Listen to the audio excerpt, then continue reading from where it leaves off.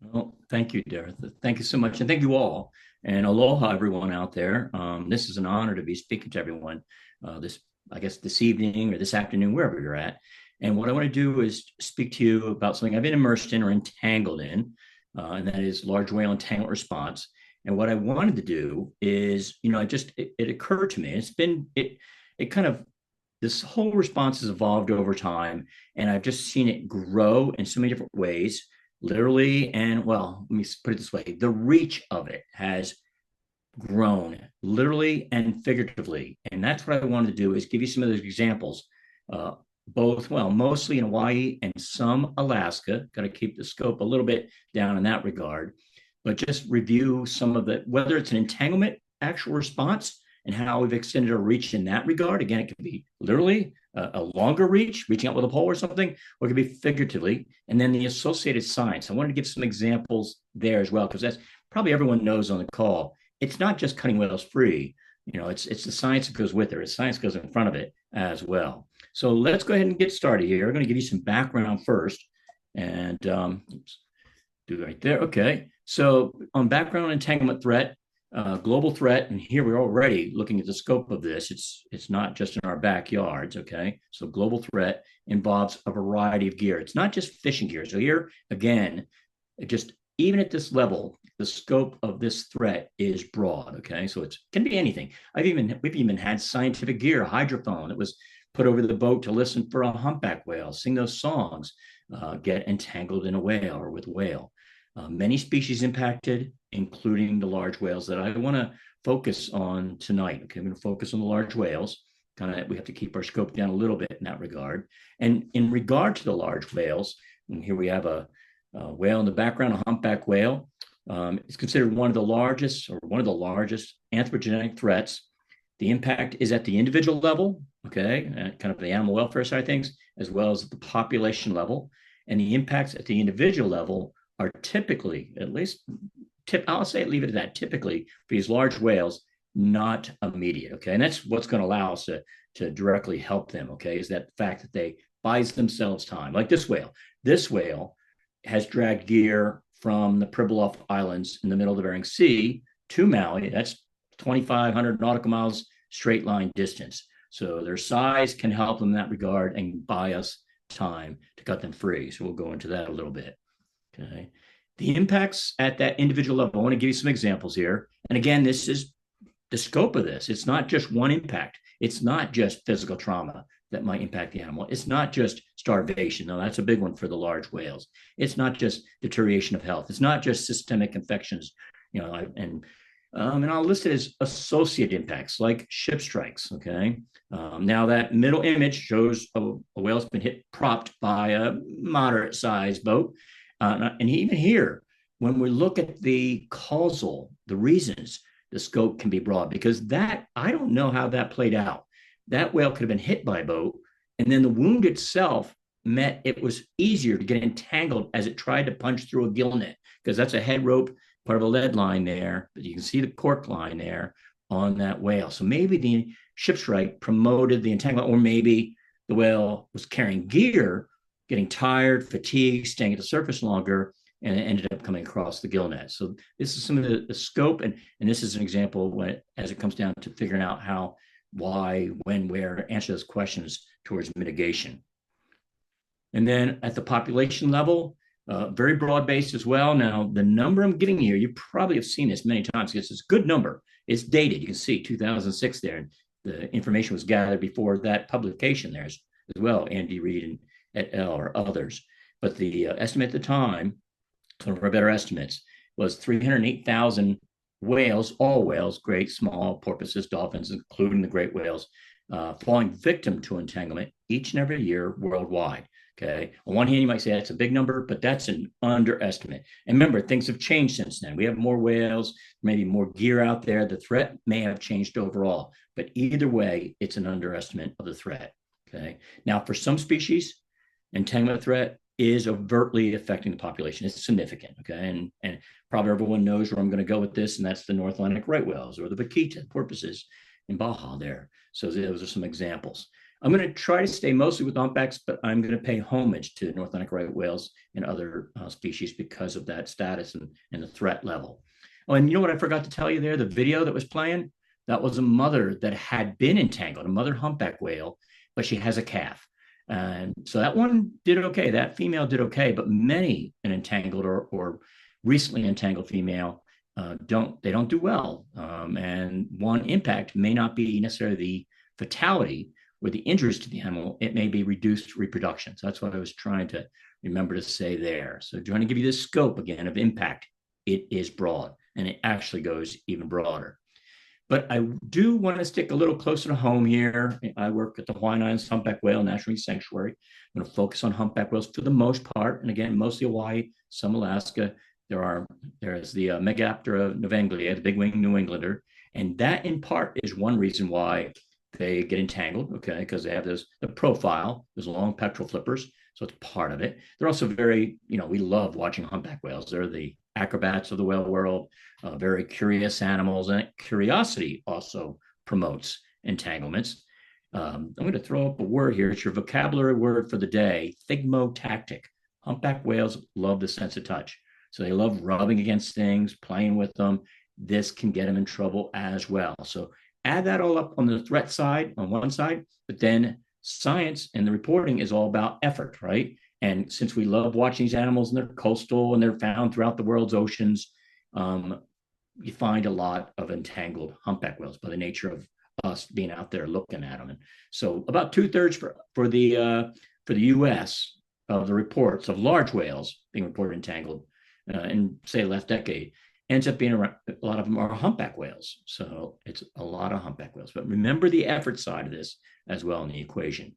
So, but again, for most of those populations, not all, it's not overtly affecting the humpback whale, different populations like it is the North Atlantic right whale. I'm going to throw, I think I had one more thing here. I put your chapter motto up there, think globally, act locally. Because in a sense, I thought I was doing that we're looking at the big picture, but I'm working with humpback whales for the most part, which is what I work with. So, okay, other impacts. Again, this theme of just how broad this is, and we're still just working on the threat here. And that is, entanglement threat for these large whales. There's other biological, ecological impacts. We lose humpback whales.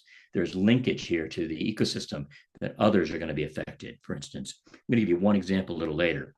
There's socioeconomic, the fishing industry. They don't want to catch whales, but there's the loss of the gear and regulations. They would prefer not to have it happen as well. For Hawaii, tourism is getting close to home here, thinking globally, acting locally. Tourism is big in Hawaii, and we call it whale season for a reason. Coming peak season, January, February, March is peak season for humpback whales and the breeding calving period, and a lot of tourists will come here for that very reason. Okay, there's cultural impacts here in Hawaii. Again, being a more local example, Hawaiians, not all but many, consider humpback whales the Amakua, their ancestors that have passed away. Okay, representing them, and then I put response here because again, I thought this would be a good segue because we want to start focusing on response. But there's impacts to response, the responders, and impacts to the animals in response. So we want to cover that. Keep people safe, have well-equipped, trained, experienced people, and be less invasive. We want to extend our reach, but at the same time, the scope of this, so more figuratively, is be less invasive. Okay, a lot of the medicine's going that way nowadays. I always kind of consider us as whale doctors. I even have my version of the endoscope we've been using. We call it the exoscope. So we'll go over that. Okay, let's keep going though. Before I start giving you examples, though, I'm also acknowledging some of the pioneers here, okay, in doing this. But my perspective, at least from when I got immersed in large whale entanglement response, was that initially people like John Lean from Canada, who started cutting whales free in the 70s, and Wayne Ledwell following and others, that team effort, what was happening there was there was at the time cod fishery. It was the cod weirs, these stakes and nets that would corral the cod, and they would harvest from these weirs, these traps almost. and pretty substantial gear, not very strong in itself, but pretty substantial. And the food resource of the humpback whales came inshore, overlapped with the gear, had a lot of humpback whales getting entangled. And at that point, even though they're trying to save whales, the fishermen went to someone like a biologist or a sociologist, and John Lean here, and said, let's work together, but we're saving the gear. The emphasis was on save the gear, not so much on save the whale. Save my gear. I got to keep fishing. Okay. And by the way, again, the gear's a little weaker. The whales are still climbing in numbers, things like that. Okay. And by the way, the lower left image is John has a hook on a hockey stick. Okay. Being maybe a typical Canadian there. So, and then things start changing. You know, the whale numbers are getting up there. The North Atlantic right whale's critically endangered. The gear's getting stronger. You know, we got not just polypropylenes now, we got polyblends. You know, something that was 2,000 pounds breaking strength at a certain, say, gauge is now 10,000 pounds breaking strength. So now we started having animals that were not just getting out of gear, getting themselves free so easily, even if it, you know, it didn't take something substantial like a cod weir, okay? And so we're starting to see more entanglements, more North Atlantic right whale entanglements as well. And they're mobile. These animals are no longer anchored in that substantial gear. They're dragging parts of like a buoy line or something like that that can still kill them. And this is where I want to acknowledge Dr. Stormy Mayo, David Matilla there in the boat. They're my primary mentors. I come in about this time. And also the kegging buoys you see in the boat there. So the expansion of the effort because now they have to deal with mobile whales. And how do you slow them down? Use the old whaling technique to keg them down, add a buoy, add drag, add buoyancy, slow that whale down so that they can cut that whale free. Now the emphasis here changed as well. Okay, it was more on save the whale. It swung like a pendulum from save the gear to heavy emphasizing save the whale because it's a North Atlantic right whale. Okay, and that's still there. Okay, however, I remember this is where I come in. And there's a shot of me probably getting one of my early attempts learning here. It's a right whale on the bow, and I'm going to add another working line or control line there under the tail so we can cut it free. Both David and Stormy on there again. And let's see, at this point, we're starting to learn that we can't save every whale, or we're never going to solve the problem by trying to cut every whale free. I mean, we were trying. I mean, they were flying us up and down the coast. One day you'd be in the Bay of Fundy, the next day you'd be off of Florida. Okay. We realized we needed to just figure out what was going on, use the effort towards the science, you know, and then we stopped calling it disentanglement effort. We started calling it entanglement response. It sort of denote that the scope of the effort was no longer just saving whales. It is also saving the gears, working with the greater community, like the fishing community, got to work as a big team. So broad in that regard, and gain information towards answering those questions of who, where, when, why, and how. Okay. So, and I wanted to also acknowledge that at the same time, all this, that was my perspective, that was my world. But there's these epicenters I've learned since that, you know, I already mentioned John Lean, and then there was a Mike Myers in South Africa, and I shouldn't name everyone here, but Australia, New Zealand, Mexico, there's these other epicenters, globally speaking. And then I should give David Matilla here credit too, because he kind of got us all together globally. So that large network effort globally, we're all learning, sharing information, figuring out what's going on. So the effort really expanded. And by the way, I'm going to come back to this, but there's a hint of the exoscope. I can see that knife below the water, okay, just like a surgeon with an endoscope. Don't know, because I want to pull back a little bit and come back to the U.S. and I'm going to acknowledge another team member here, and that is when we started establishing our network, East Coast, West Coast, Alaska, Hawaii. Okay, I remember David and I starting a network effort in Hawaii. We needed some oversight. We needed to come together. And that entity was NOAA Fisheries and their Office of Protected Resources and that Marine Mammal Health and Stranding Response Program. They did strandings. They just expanded their effort beyond strandings to large whale entanglement response. So we're very, very grateful there, acknowledgement. And there's Dave Matilla again, by the way. It almost looks like he's holding his hand out going, hold up, only trained, well-equipped, experienced people should do this for the animal's sake and for the responder side to keep people safe. Okay, let's keep going. So here's where, and I kind of hinted of all this. This is really important to any of the responders out there, not just me. but our broad-based goals, okay? Back to this point of, and we're always trying to reduce risk. This is all about reducing risk. We do want to release some whales, especially those in life-threatening entanglements. Yes, some are going to get out on their own, and we're going to do our best to assess that and maybe facilitate it. But there's free some whales, but gather the information. That science is so important. I've come to realize I actually want to put in front of, in many ways, of freeing the whales, because I think that's ultimately where we're going to get at as far as the solutions. And then, of course, there's increasing awareness that promotes stewardship, the educational awareness and all that. And that's foundational, right? We can do a lot with that. And it helps even with reporting. An entangled whale is a needle in a haystack. They're just out there in for me, it's the North Pacific Ocean. And if I don't have, tour boats and fishers and whale researchers finding these animals and calling them in, we don't get an opportunity to cut that whale free nor gain that information, that data point. Okay. And then the last one I have here is reduce risk to would-be rescuers. I mean, people care, people want to help. I almost did that once. You almost jumped in the water to cut a whale free when I was younger. It's just not productive. It doesn't typically help the whale. Sometimes it does, but most of the time it doesn't. It leaves the lethal routes behind, and we don't get any data in those cases either. So let's keep going. I'm going to start segueing here. That was some background and just some big, broad picture, increasing scope of the effort in various ways. But I wanted to do a little bit more focus on, that either literally or figuratively, the expanded reach towards the response side, or on the science side. And boy, it's a lot. It's broad in itself. I can only give you some examples. Let's go ahead and jump into that. I'm going to take you back in time. Going to show you one more right whale. So this is me again with Stormy and David. It's Nantucket Shoals. That's a North Atlantic right whale. And we were making a cut on the left side, mouth entanglement, and there's a close call. That's just some of the risk factors involved with this work. Now, the reason I'm showing you that is because that is the day we realized that these knives on the end of poles, they need to be better. We can't be carving our own knives, making our own knives. We need to put hardened steel, serrated edge, known blades out there.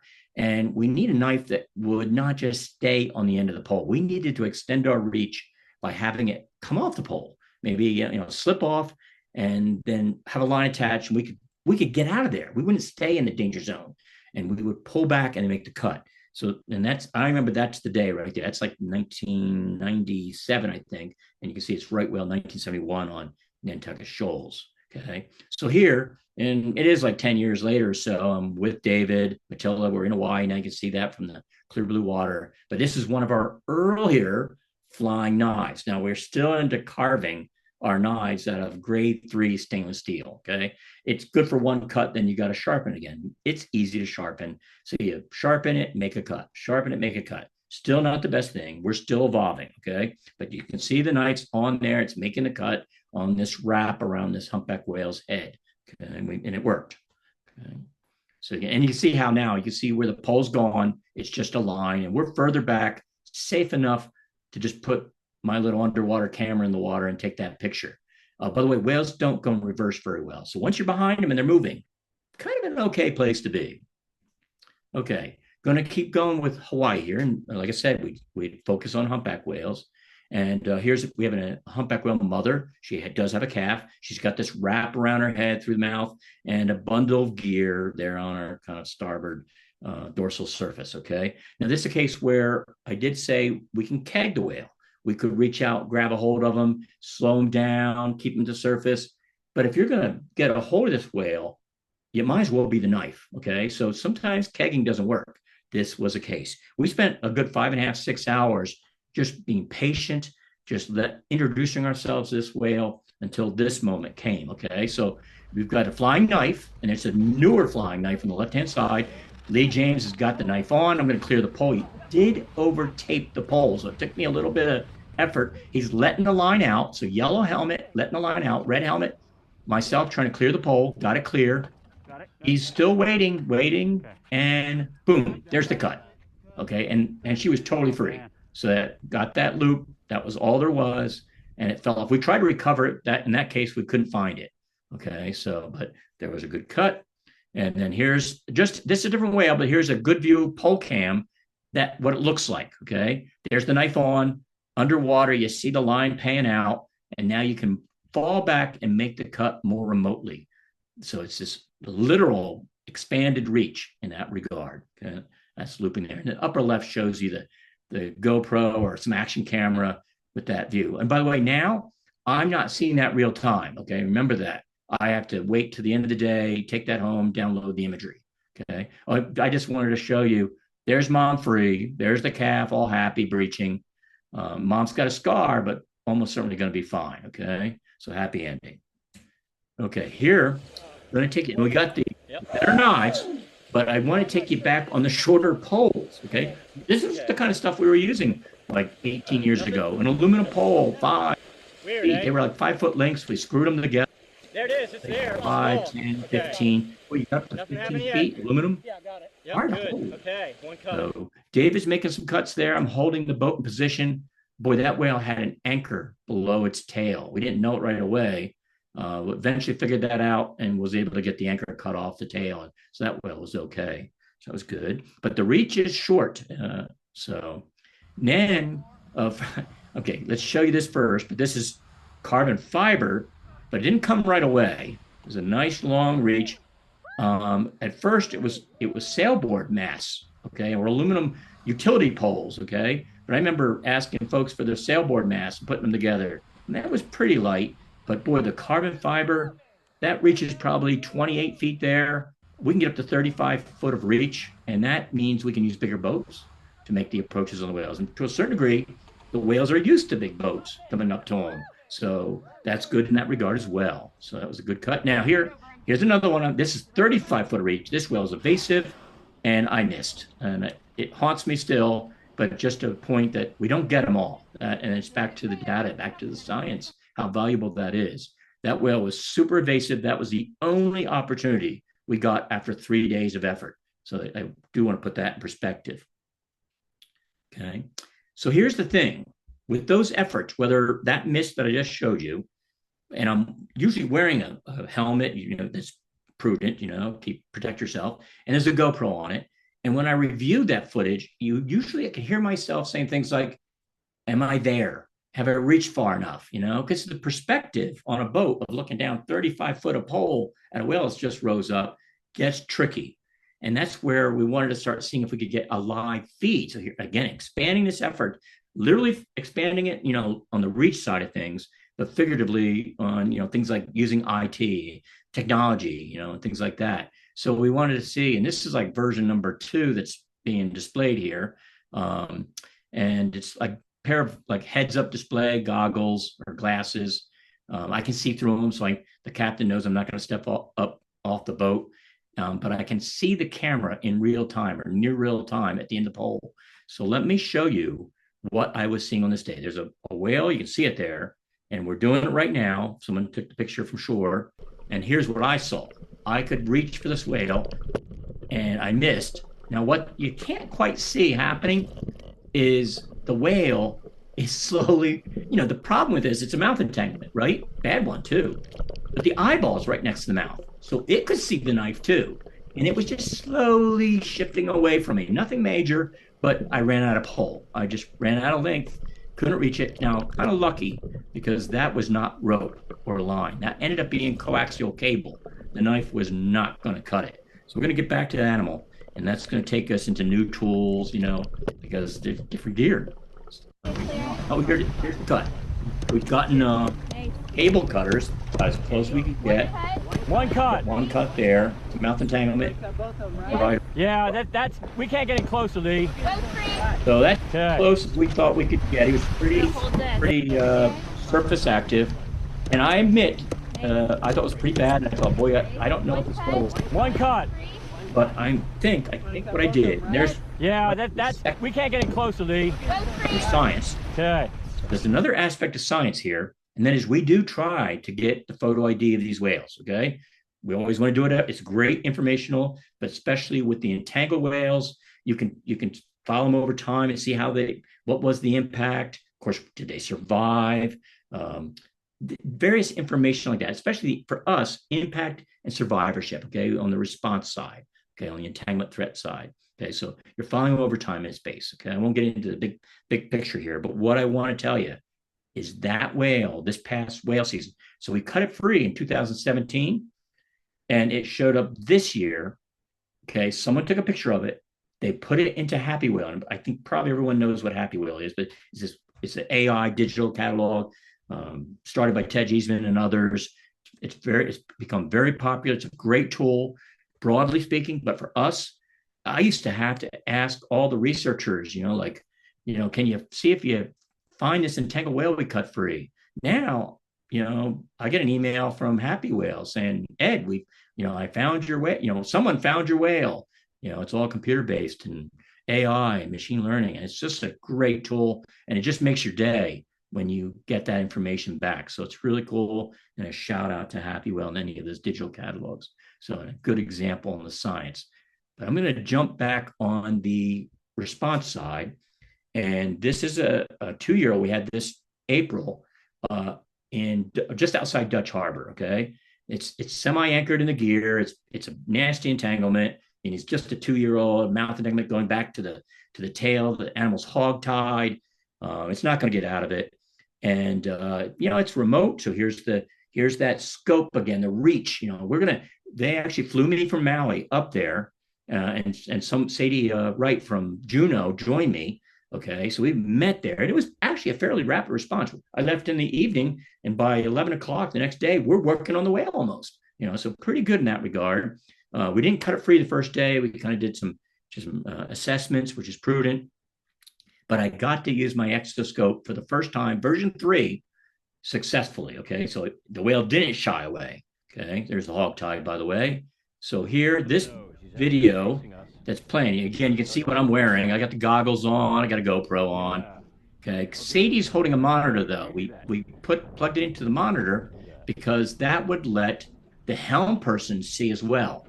This whale was staying down, and now it's up right now. Come up, take a breath, go back down. Okay, and the water visibility was good enough that we could kind of just pull up easily and methodically, and I could see that line wrapped in it. I could place the blade exactly where I wanted it. And this was like one of the most, I don't know, boring rescues in some ways. Nothing dramatic about this. And that's the way we want them to be. So I'm thinking I'm just getting hooked up there. I can see that I'm hooked in, I'm making the cut. And there's the cut, one cut, I say. And I'm telling Helm, we can pull back now. Sadie's really happy. She said her smile muscles her face hurt a little bit from smiling so much. I thought that was cool. So, yeah. Okay. Oh, and here, I just want to show you that whale swimming away afterwards. It's got the scarring around the tail. At first it was doing the sculling like that was pectoral flippers, but within minutes it started using its tail fine. And that's very typical, by the way. It's a capture myopathy. So that they don't use it right away, the part that was entangled. Okay. Sometimes they even sit and circle. Okay. Here, I just want to show you real quick. We just put this together, dive and see there in California, help me out. Let's see there. Custom camera. And I know Peter Fulkins has been working on this in California as well, a bunch of us. But it's version 4, trying to get that camera to be smaller, less drag, less weight, we can be more mobile, nice wide angle, big long cables. We can extend our reach. And this one ties into, let me see if I did this. Yep, ties into the monitor and the glasses. Both, again, I can do both. So the helm person gets the monitor, I or whomever is at the bow with the pole gets the glasses. And again, these are see-through glasses with a little heads-up display. You see the camera view of the pole and the end of the knife at the very end, like you can see kind of with positioning there. Okay. So now another example of another tool, not necessarily new or anything. The exoscope is evolving all the time, but this is a cutting grapple. And these have changed over time. There's different versions of these, at least 3 different ones. And this really extends your reach. Now, not very accurate in many ways, unless you're a good thrower, but it does extend your reach, and it's certainly helpful in different types. And maybe it's a good time to point out that any of these tools, they're just a tool in the toolbox, right? And some are good for some entanglements, some are good for other entanglements. And that's just like a carpenter pulls out different tools or a doctor, different scalpels and things like that to operate on someone. So let's show you. I'm gonna use this one. This was another yearling. And science-wise, lots of youngsters get entangled, okay? So I'll add that in. But this is offshore long line, pelagic long line, the monofilament type. It's got the hooks, scansions every once in a while. Stuff is very strong, so narrow, low gauge, that between the strength and the low gauge, you can really slice into the animal easily. There's no enough of material to act like its own chafe. Okay, so no chafe guard in that regard. So here's the animal, and you're not going to keg this whale. We're not going to touch this for our own safety. You don't want to pull on it at all, right? Because you're just going to do more harm than good. So we're going to use the cutting grapple. Jason Moore there, throw it right behind the animal and trim all that off. Now, a lot of times we don't want to trim the trailing gear because we like to get a hold of it and use it to get all the gear off. But this, again, we can't do that here. So we've got all the trailing gear off. I'm not sure if I'm showing this. I'm going to switch. Okay, maybe later, but I think I have it later where, maybe I showed it already, where once the gear is gone, the boat can pull up to the whale if you get lucky, you have a good health person, and the whale stays at the surface long enough to actually reach out then and cut the wraps around the tail. That's exactly what happened. But I'm going to segue to an entangled humpback whale calf. You can see it there with its mother. Now, that's not actually cutting in, by the way. I didn't know it until afterwards, but it's not. The calf is growing very quickly. I mean, within days, mother's milk is 50% milk fat. The calf is just plumping up, and the line is disappearing on us. And our knives being hooked are dull on the outside, sharp on the inside, and we were bouncing past it. So scope had to increase. We had to come up with a new knife. Grant Thompson came up with it. Let's see, I think I have Grant here trying on like 3 days earlier, and just very few opportunities. Mothers are protective, so a few opportunities we got, we bounced past the line. It was too embedded.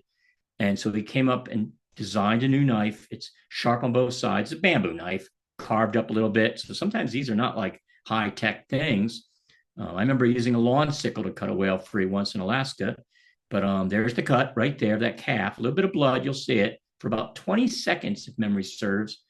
Okay, but the line exploded off the calf. We never recovered it, but the GoPro, one frame showed it was monofilament, a heavy gauge monofilament that the calf had got in and just cinched up, and it eventually would have killed the calf because it was going to break down fast enough. So that was good. And there's the calf.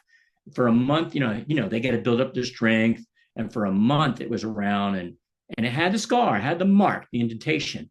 I know they were calling it ringer out of one harbor and hula hoop out of the other harbor, the tour boats. So they helped us out. They're always helping us out, helping monitor the animals and everything and reporting. So it's really cool.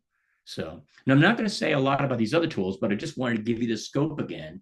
And, and this also acknowledges some of the other regions. Okay. So like sedation, the East Coast with right whales, and, the various ways, with a pendulum arm or fulcrum arm and a needle, or the pressurized guns with pressurized capsules, but especially with right whales being how critically endangered they are. Or giving an example in the Southeast U.S., going from Northeast to Southeast, Chris Slay designed a guillotine knife, something was also for embedded gear, and kind of had a trigger, and you'd lay it and it would trigger and chop into that gear. Now remember, life-threatening entanglements. It's in the big picture, chopping in or slicing an animal, that's okay. And also remember, they're 40 tons and 45 feet long, or depending on the animal, even larger. So keep that in perspective. The last one real quick is the gobbler guillotine. This will go back to, I think, crediting New England. Scott Landry up there at Center for Coastal Studies. I think he's one of the pioneers of this. It's a broadhead arrow, but for a tight line under load in an area that's hard to get to, like say a head wrap on a right whale, if you can come up and use a crossbow and nick that line, it'll come off. And they've actually cut a couple of right whales free using the gobbler guillotine.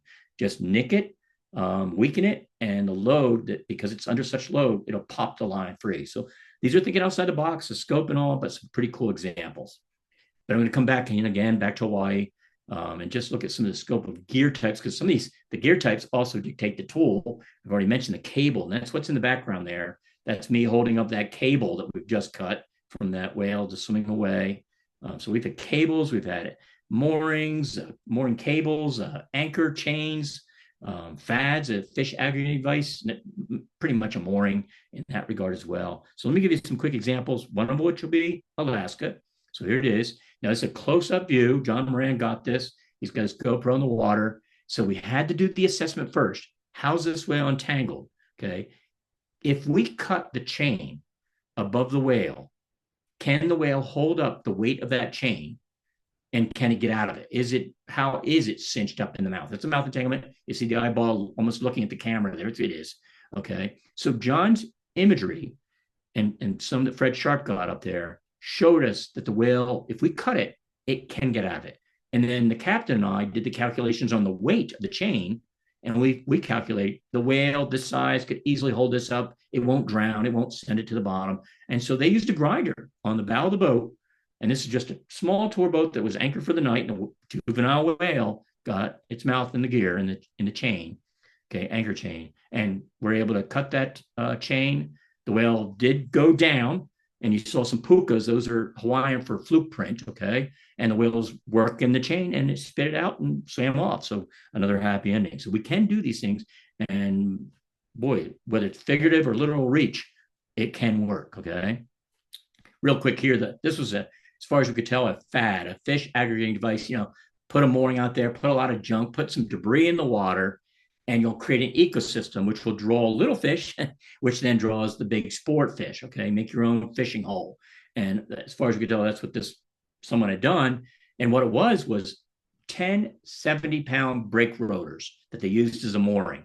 Unfortunately, for what I don't know how, but the whale got it in its mouth, got it wrapped around the tail a little bit, and this little yearling, I think it was just a 2 or maybe at most a 3-year-old, had this hanging below it.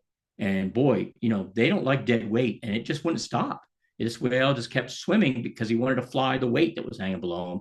And eventually we got it cut free, and there's a picture of it now laying on the bottom, safe from the animals. So that was good. So, okay, so getting a little bit more involved in the response itself here is, and I have shown this, is the need for assessment. Okay, and I've shown you things like GoPros on the end of poles, and getting imagery to figure out how we're going to cut the whale free. What tool might we use? And then, of course, then you need the access to the animal. And I've showed a little bit of that too. I mentioned kegging, maybe adding some polyballs to slow it down, or cutting on the fly. We can't restrict the animal. We just have to let it swim and see if we can do something. Okay. But let's go in a little deeper, because I want to go in the assessment side of things briefly here and just introduce drones. Now, I think the first time I used a drone to assess an animal was 2014. So, gosh, that's already 10 years. And this is close to that. This is 2015. This is Christmas Day. I think it's 2015. It's a female, and she wouldn't let us get close. So we put the drone up. And what the drone showed us was that it was a mouth entanglement with a little loop on the right-hand side. And the reason why that's important is, with mouth entanglements, you got to worry about the baleen. If it's woven in the baleen, you cannot pull. You don't want to keg. You cannot pull hard. You can only trim. But that one exit told us we might be able to pull it out of the whale's mouth. Maybe we can do that. We'll try it slowly, methodically. And that's what we did, and it worked. But see, we would never have known to do that without that imagery. And here's what I want to introduce Ocean Alliance. I think you've had Ian Kerr as a speaker recently. There's Chris Zadra there, pilot Primo, and myself. And what we're doing here is we got our training tail on the bow. We got some drones there. And what we're doing is we're investigating, can we take the drones and use them beyond assessment, or at least simple aerial assessment? Can they do more? Things like tow an underwater camera. Can they cut a whale free? And we've been doing that for a couple of years. We're getting there, slow but sure. And this would really be non-invasive, would really extend our reach in so many ways. So let's give you some examples of that. This one here is, and this will also introduce the Nature Conservancy's new tethered rescue tag, the Scout there on the left. And there we are. The drone is towing the telemetry tag, the tethered tag, over to some whales. They don't even know. I mean, talk about non-invasive. They don't even know the drone's there. The tag is sneaking up to them. The drone could just drop a grapple and pull it over and catch that entangling gear. And now we have a whale tagged so that we can come back to it when, conditions and resources allow and all that. So this is cool stuff, both on the scout side, telemetry, as well as on the drone side there. And of course, that could be a 360-degree camera on the end of that too, towing beside the whale. So we get this underwater, beautiful view to tell us how the whale's entangled, so aerial and underwater on one fell swoop. Okay. Now here's the drone. Chris is almost certainly flying this. There's our training tail. He's dragging a grapple behind the training tail, trying to test everything first before we use it on whales. And there's the grapple being connected in, add a little drag and drop it in. Now the pilot has extended the reach so that maybe a boat can get up to that line, get a hold of it, pull themselves up and cut the whale free. So either way, it helps. Let's keep going, because now you got 3 videos. The left one is going to bring a cutting grapple into play and cut right through that trailing gear. The center one is going to grab the gear and extend the reach. The right-handmost one is going to cut the animal, well, literally, a training tail wrapped up is going to make a cut on the tail, okay? So we're just testing these, trying to figure out what angle of attack, what tools we need to make. And there's a lot going on here, okay? It's been taking a while, but again, a big shout out to Ocean Alliance and NOAA Fisheries and others. Okay. And then here's some drone footage of a whale we had. This is earlier this season, and this is that evasive male. There's the first attempt, and that's the closest we got to it. So a good 10 feet away still from getting a knife on the wrap there. The second day, we fared even worse. The whale really didn't give us anything more than 20 feet away, I think. Okay. But coming back, so you have these evasive animals, and we're developing these tools. And yes, we know we need good pilots. Okay. These new tools, you need to have the tool user, the good pilots. And yeah, we have some development here and everything. But I went back and looked at some of the Hawaii and Alaska data where I'd engaged the animal, where I was part of it. So I had good data and some personal experience. I wanted to look at those cases and see how many of those might we be able to use the drone to engage the animal, again, cut the whale free or something like that, or add a telemetry buoy from the drone's perspective. Okay. And what I came up with is, first, 9 out of 10 cases, we actually did engage the animal. So even more depth of information. But in most cases, either tool, whether it's just a pole with a hook on the end, or the drone with a grapple towing in, could have done it. Okay. In many, many cases. Okay. But overall, both Alaska and Hawaii, about approaching 3%. For Hawaii alone, though a little higher, 4%, only the drone would have been able to help us, okay? And that's still valuable. So yes, in many cases, both, but I would argue also that there's still an advantage of the drone. It's still less invasive. It's probably safer once we figure things out. So still advantages, but some cases, only the drone. And again, tool in the toolbox. And all these cases are different. They're unique. We have to do the assessment, and it's nice to have a tool in the toolbox. I know the captains always look at me when I pull up to the boat. It's like, 8 Pelican cases coming on. I'm, I guess, Boy Scout kind of thing. So lots of tools.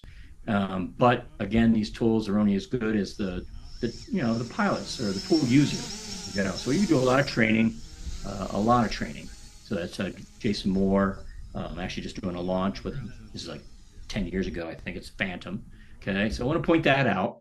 And I'm going to segue to using drones soon here again, but a non-invasive scientific technique. Okay. And that is these biologging, these multi-sensor suction cup tags. So they're not penetrating the animal. You're just going to slap it on the back of the whale. It's going to it's going to stay on for a couple hours, maybe a day, if you want it to.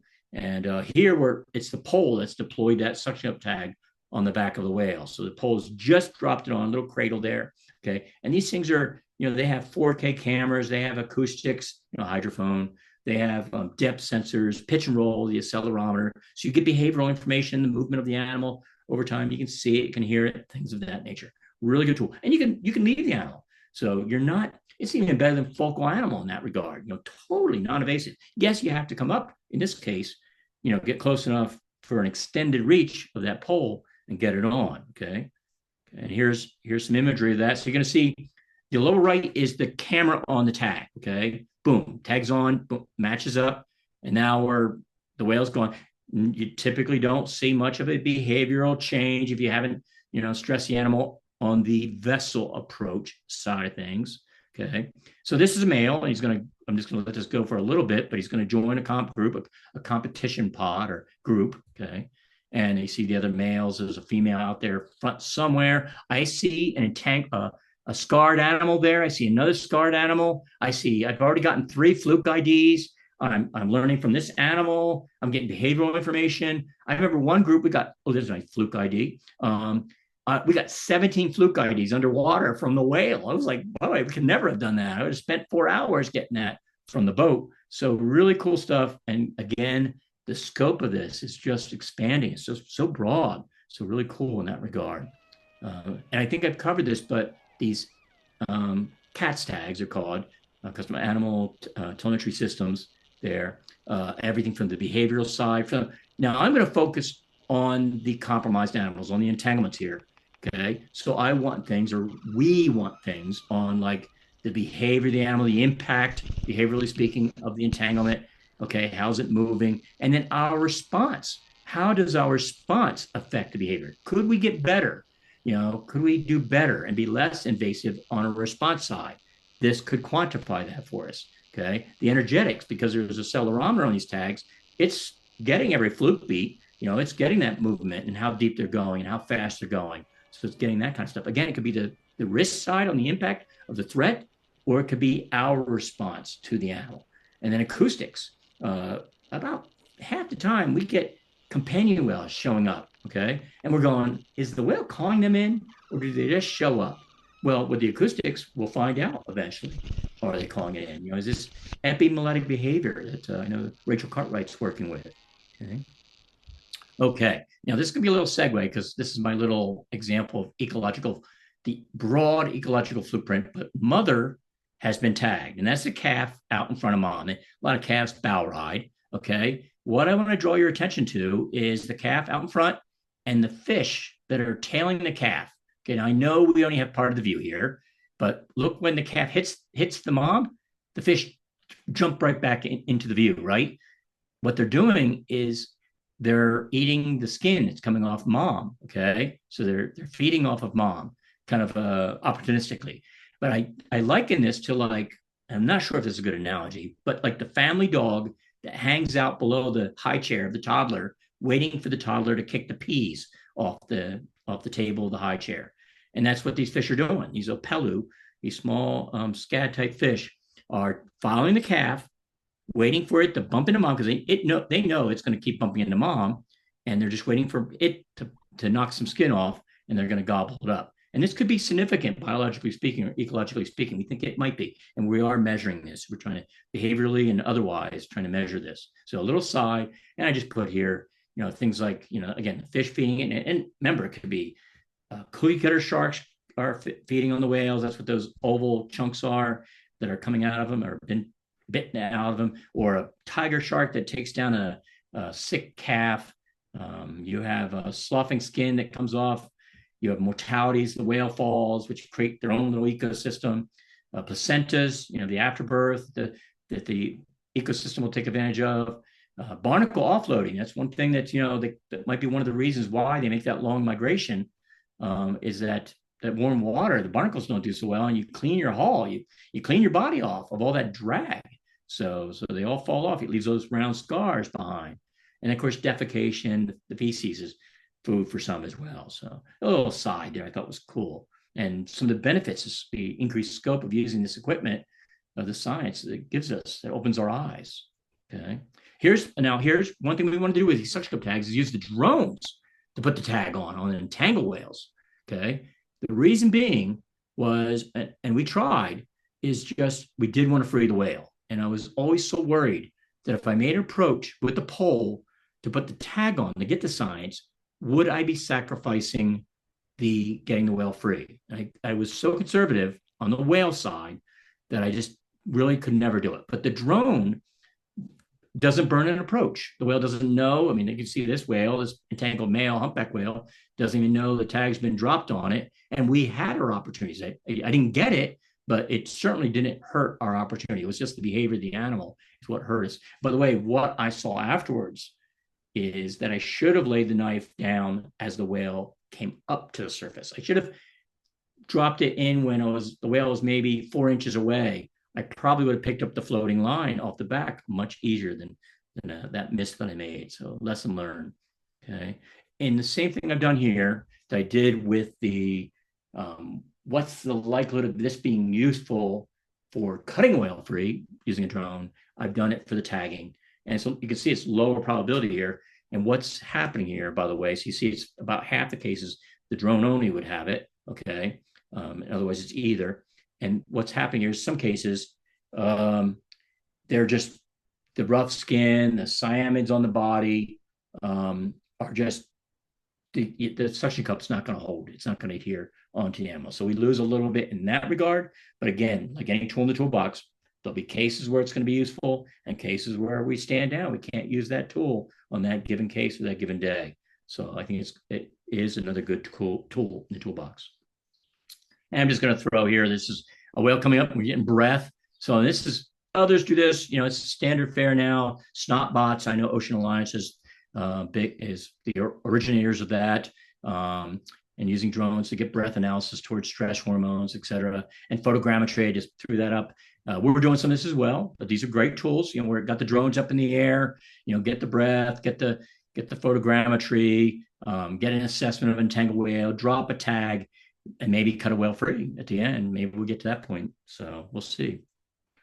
Okay, but I also want to add that we are very methodical in here. I mean, you saw, we've been doing trainings and testing for like 2.5 years now towards the cutting the whales free with drones. We don't want to get ahead of ourselves. The image, it really has nothing to do with that. It's me getting 2 calls while I have a Gen 1 exoscope glasses on. And getting 2 reports coming in at the same time. But my message is don't get ahead of yourself with technology, okay? And because it doesn't do you any good nor the whales, so. And then I wanted to point out, and again, staying close to home here, is that, this is an increased scope of effort here in Hawaii. A lot of those global efforts that I mentioned, these networks around the globe are at, they're in migratory paths, or they're in the feeding grounds. A lot of them are in feeding grounds of these animals, okay?